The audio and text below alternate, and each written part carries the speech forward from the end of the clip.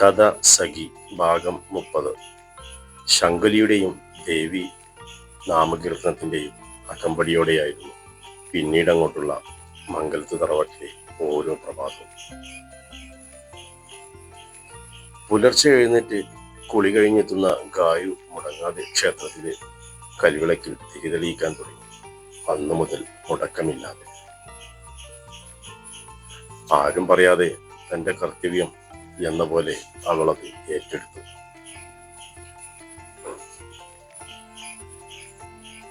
ഗായുവിൻ്റെ പ്രവൃത്തിയിൽ മനസ്സ് നിറഞ്ഞ സന്തോഷത്തോടെ നാരായണനും ചന്തുവും ഒരു വശത്തും ആഹ്ലാദം പ്രകടിപ്പിച്ചപ്പോൾ മറുവശം അവൾക്ക് ഏറ്റവും പ്രിയപ്പെട്ടവരുടെ മനസ്സ് നീറുന്നത് അവൾ അറിഞ്ഞില്ല.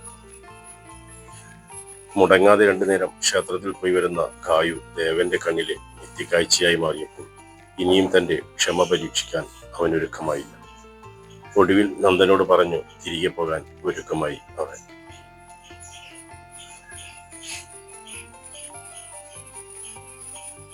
ഗായുവിനെയും കൂട്ടി എല്ലാം അറിയിക്കാനായി എന്തോ നേരിടാൻ തയ്യാറായും കൊണ്ട്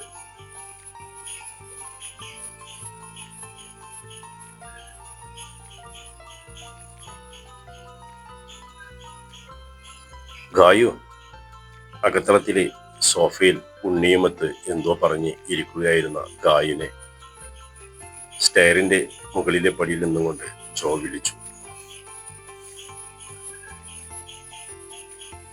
എന്താ ജോ? അവന്റെ ആ വിളിയിൽ പ്രത്യേകിച്ച് ഒരു ഭാവമാറ്റവും ഇല്ലാതെ അവൾ തലചരിച്ചൊന്ന് മുകളിലേക്ക് നോക്കിക്കൊണ്ട് ചോദിച്ചു.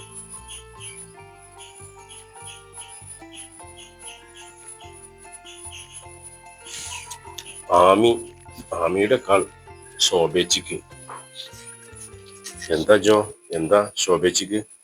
വെപ്രാളത്തോടെ ഇരുന്നിടത്തുനിന്നും ചാടിപ്പിടഞ്ഞ് എന്നിട്ട് കണ്ടവൾ ചോദിച്ചു. ശോഭേച്ചിക്ക് എന്തോ വയ്യായിക, ഹോസ്പിറ്റലിൽ അഡ്മിറ്റാണ്.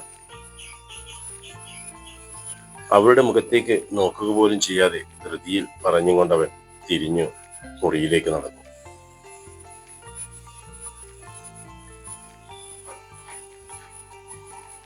ജോ ആദിയോടെ വിളിച്ചുകൊണ്ട് അവന് പുറകെ പോകാൻ സ്റ്റെപ്പിലേക്ക് കാലെടുത്ത് വെച്ചവൾ പെട്ടെന്ന് തിരിഞ്ഞു നിന്നുകൊണ്ട്, ഉണ്ണേട്ടാ, കുറുമ്പൊന്നും കാണിക്കരുത്, ഞാനിപ്പോ വരാമേ.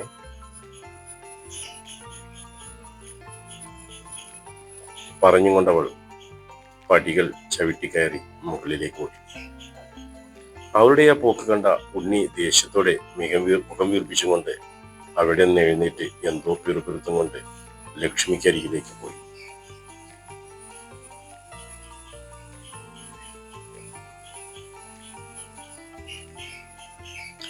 ഓടിക്കിതച്ചു കണ്ണുകൾ നിറച്ചുകൊണ്ട് മുറിയിലെ പടിവാതിക്കൽ വന്നു നിന്നവളെ കണ്ട് ദേവനും നന്ദനും ജോയുടെ മുഖത്തേക്ക് നോക്കി. കാര്യമായി അവനെന്തോ ഒപ്പിച്ചു എന്ന് അവളുടെ ആ ഓടിക്കിതച്ചെത്തിയത് എന്നും അവർ മനസ്സിലാക്കി.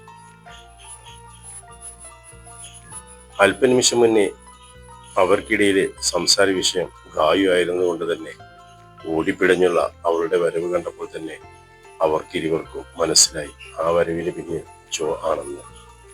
ഏതു വിധേനയെങ്കിലും അവളെ ഇവിടുന്ന് കൊണ്ടുപോകാമെന്ന് തലപുകഞ്ഞു ആലോചിച്ചുകൊണ്ടിരിക്കുമ്പോൾ ആയിരുന്നു ജോ അവർക്കിടയിൽ നിന്നും എഴുന്നേറ്റ് പോയതും ഏതാനും മിനിറ്റുകൾ കഴിഞ്ഞ് ധൃതിയിൽ അകത്തേക്ക് വന്നത്. അവന് പിറകെ മിനിറ്റുകൾ വ്യത്യാസത്തിൽ ഗായുവും. മുകളിൽ നിന്നുകൊണ്ട് ഗായുവിനെ വിളിക്കുന്നത് മുറിയിരിക്കുകയായിരുന്ന ദേവനും നന്ദനും കേട്ടെങ്കിലും അവൻ അവളോട് എന്താ പറഞ്ഞതെന്ന് അവർ കേട്ടില്ല.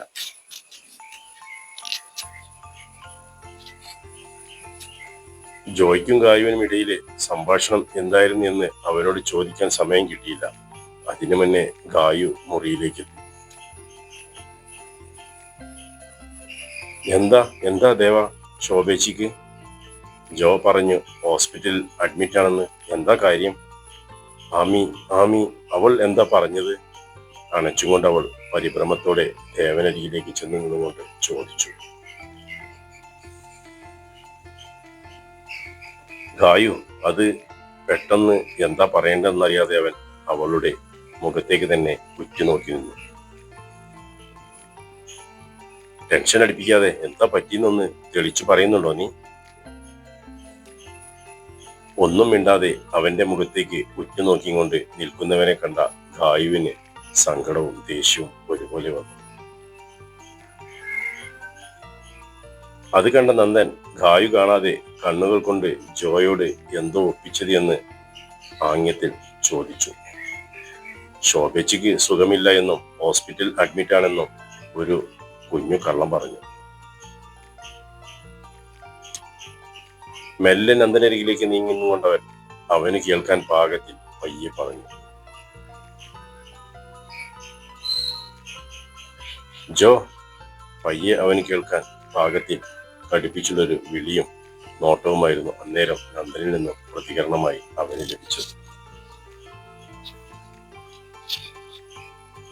നന്ദന്റെ ആ നോട്ടത്തിൽ നന്നായെന്ന് വിളിച്ചു കാണിച്ചവൻ. ഏയ് കൂൾ ഗായു, ഒന്നുമില്ല, ശോഭേച്ചി ഒന്ന് തലകറങ്ങി വീണു, പ്രഷർ വേരിയേഷൻ എന്തേലും ആകും, ആരുമില്ലല്ലോ അവിടെ, അതിന്റെ പേടിയിൽ ആമി വിളിച്ചറിയിച്ചത് ആണ്. പേടിക്കാൻ ഒന്നില്ല പെണ്ണെ, നീ സമാധാനായിട്ടിരിക്കും.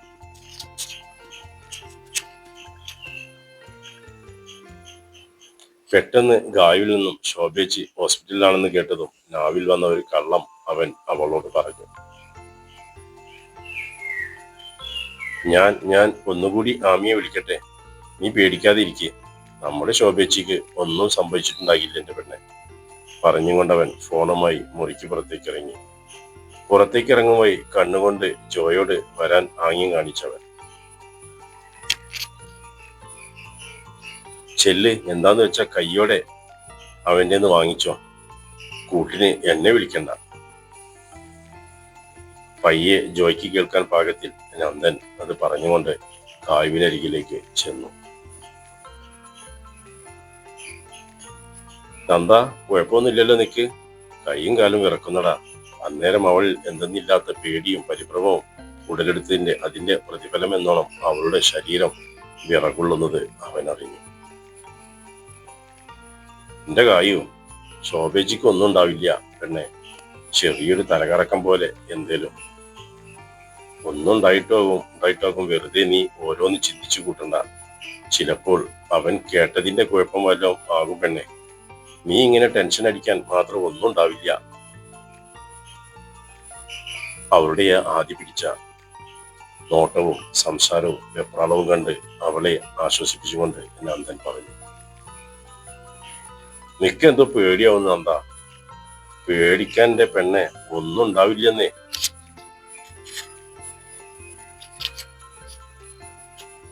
പറഞ്ഞുകൊണ്ടവൻ അവളെ അരികിലേക്ക് ചേർത്ത് പിടിച്ചു ആശ്വസിപ്പിച്ചു. മുറിക്ക് പുറത്തേക്ക് ഇറങ്ങിയതും ജോയുടെ കഴുത്തിലൊരു പിടി വീണു.